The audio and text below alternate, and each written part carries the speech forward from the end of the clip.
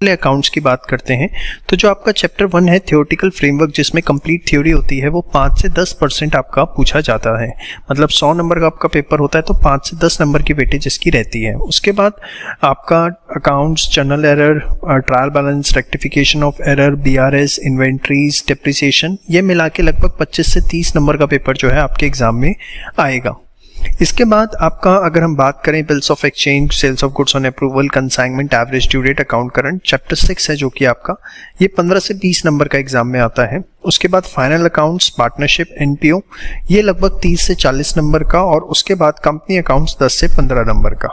तो अगर हम इसको देखें तो उस हिसाब से हमें क्या सबसे स्ट्रांगली प्रिपेयर करना चाहिए। अगर हम स्ट्रांगली प्रिपेयर कर लेते हैं चैप्टर 7, 8, 9, 10, ये 4 चीज़ें हम स्ट्रांगली प्रिपेयर कर लेते हैं तो आप देखिए कम से कम 30 और 10, कम से कम 40 नंबर का पेपर और अपर साइड 55 नंबर तक का पेपर। और फ्रैंकली स्पीकिंग मेरा एक्सपीरियंस ये है कि लगभग 50 नंबर का पेपर हर अटेम्प्ट में इन 4 चैप्टरों से आता ही आता है।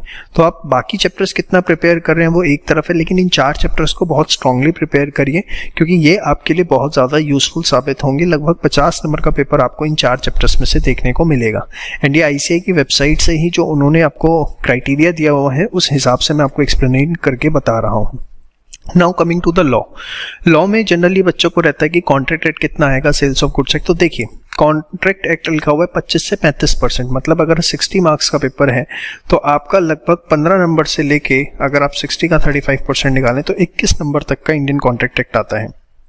12 से 15 नंबर का सेल्स ऑफ गुड्स एक्ट, 12 से 15 नंबर का पार्टनरशिप एक्ट, इसके बाद आपका 3 नंबर से 6 नंबर का LLP, और अगर हम कंपनी एक्ट की बात करते हैं तो वो भी आपका आता है लगभग 9 से 12 नंबर का। अब इस पॉइंट ऑफ व्यू से हमें कौन सी चीज़ अच्छे से करनी चाहिए, तो देखिए सारा फोकस आपका होना चाहिए कायदे से sales of goods act, partnership, LLP, क्योंकि ये 3 एक्ट सबसे छोटे एक्ट हैं। मतलब इसको अगर आप चाहें तो ये इतने छोटे एक्ट हैं कि आप इनको 3 दिन में भी बहुत अच्छा प्रिपेयर कर सकते हैं। विद राइटिंग प्रैक्टिस आप इन 3 एक्ट्स को बहुत अच्छा 3 दिन में प्रिपेयर कर सकते हैं, इससे ज़्यादा का समय नहीं लगता। और आप देखें तो इसमें से लगभग आपका 50% पेपर आने वाला है। तो आप सारी energy contract act, companies act की तरफ लगाते हैं, उससे बेटर है। मैं ये नहीं कह रहा हूँ उनको छोड़ना है, लेकिन इन 3 एक्ट्स को आप इतना स्ट्रॉन्ग कर लीजिए लिख के प्रैक्टिस करके कि इन 3 एक्ट में से कोई भी क्वेश्चन आए तो वो आपका मिस ना हो, क्योंकि 50% पेपर आपका इन 3 एक्ट से जो है वो आने वाला है। कमिंग टू द BCR, देखिए BCR कंप्लीटली जो है वो बहुत इंपॉर्टेंट है क्योंकि 40 नंबर की है। इसके लिए तो मैं हर चैप्टर के लिए एडवाइस करता हूँ कि बहुत अच्छे से प्रिपेयर करें। फिर भी वेटेज वाइज अगर बात करें तो चैप्टर 1 जो कि कम्युनिकेशन का है 10 से 15%, चैप्टर 2 एंड 3 20 से 30%, मतलब आपका 8 से 12 नंबर। अगर मैं मार्क्स वाइज बात करूँ तो मान के चलिए 4 से 6 नंबर, यहाँ पर आप मानिए 8 से 12 नंबर, यहाँ पे भी आपका 8 से 12 नंबर, और बाकी जो बैलेंस है वो चैप्टर 6 to 13। तो यहाँ पर भी अगर आप देखें चैप्टर पहले 3 चैप्टर अगर आप अच्छे से कर लेते हैं तो लगभग आपको 15 नंबर की वेटेज वहीं से मिल जाती है। तो ये BCR देखिए बहुत इंपॉर्टेंट है, उसकी कोई भी चीज़ नहीं छोड़नी। लेकिन अगर पहले 3 चैप्टर स्ट्रॉन्ग करें तो आपको दिख रहा है कि पहले 3 चैप्टर में से ही लगभग 15 नंबर का पेपर आपसे एग्जाम में पूछा जाएगा। Now coming to the maths, LR and stats, देखिए बहुत ही आसान हो जाता है जब आप इस एनालिसिस को देख लेते हैं। एकलौता टाइम वैल्यू ऑफ मनी का चैप्टर 30% से 40%, मतलब 40 नंबर का पेपर, उसमें 12 से 16 नंबर का पेपर जो है आपका टाइम वैल्यू ऑफ मनी से आएगा। तो पूरे मैथ्स में जब आपको पता है 40 में से 12 से 16 नंबर का पेपर इस पर्टिकुलर चैप्टर में से आएगा तो आपकी फर्स्ट प्रायोरिटी इसी चैप्टर को प्रिपेयर करने की होनी चाहिए। यस और नो। LR आपको पता है कुछ भी नहीं है, 20 नंबर फ्री फंड के हैं, इसको अच्छे से प्रिपेयर करिए। अब उसके बाद देखिए स्टैट्स में लगभग देखिए 50%, मतलब 20 नंबर का paper, half of the stats आएगी statical description, tendency and dispersion में से। तो आप देखिए अगर 20 नंबर का पेपर यहाँ से आ रहा है और यहाँ से मैं 12 नंबर भी ले लेता हूँ, 20 + 12 32 हो गए, और 20 नंबर की लॉजिकल रीजनिंग, तो ये आपके कितने हो जाते हैं 52 नंबर। तो आप सिर्फ इतना नंबर, अभी आपने मैथ्स का कोई चैप्टर नहीं किया, स्टैट्स में प्रोबेबिलिटी नहीं देखा, थ्योरेटिकल नहीं देखा।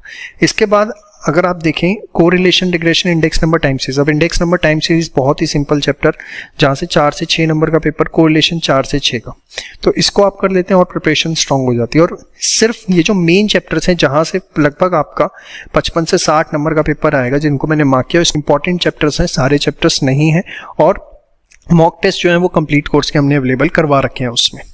इसके अलावा अगर हम बात करते हैं अब इसके बाद इकोनॉमिक्स की, तो देखिए इकोनॉमिक्स में चैप्टर 2 एंड 3 35 to 40% की वेटेज रखते हैं, मतलब लगभग अगर आप देखें तो 21 से 24 नंबर का पेपर चैप्टर 2 एंड 3 में से आएगा।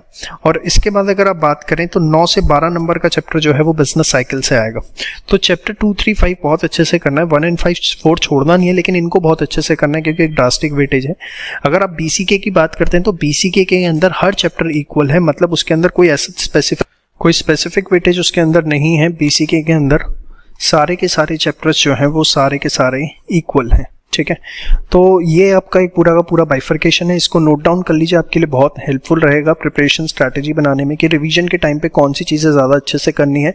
अपार्ट फ्रॉम दैट हमारी टेस्ट सीरीज़ को मत मिस करिए। जो बच्चे हमारा कोर्स ले रहे हैं वो पूरा टेस्ट सीरीज उसमें जो मैथ स्टैट्स एलआर के हमने 10 मॉक टेस्ट पेपर्स जो हैं वो एब्सोल्युटली फ्री कर दिया, उनको ज़रूर अटेम्प्ट करें। बहुत सारा मटेरियल हमारी वेबसाइट पर अवेलेबल है, लिंक्स मैं सब डिस्क्रिप्शन में दे दूंगा, किसी भी चीज़ को मिस मत करिए, आपके लिए बहुत यूजफुल चीज़ें हैं।